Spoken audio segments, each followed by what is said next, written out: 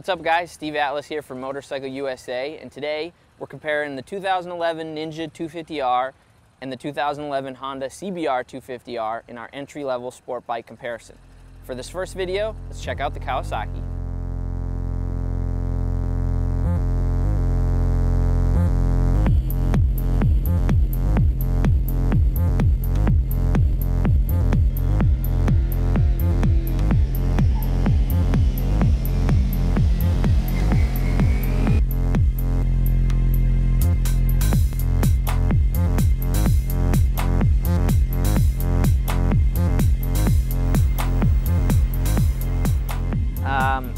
First biggest thing you notice is just kind of the size difference. Surprisingly enough, the Kawasaki feels like it has quite a bit more mass and size to it than the Honda, and it actually feels like it's a little bit more well made, which is kind of surprising because Honda's pretty notorious for making real quality products.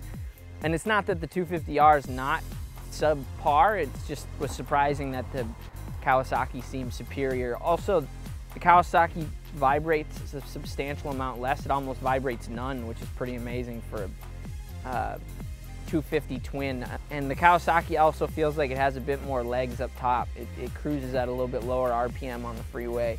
Overall though, the bikes are pretty close, though at this stage where we're at right now, so far it looks like the tried and true green machine might be poking ahead a little bit. So let's see.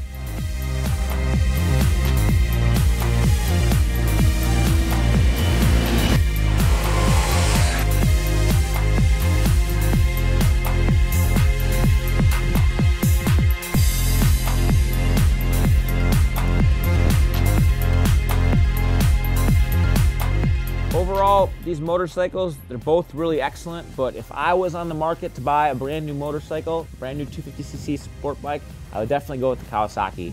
It's cheaper, it's a little more versatile, and I just plain like it a little bit better than the Honda.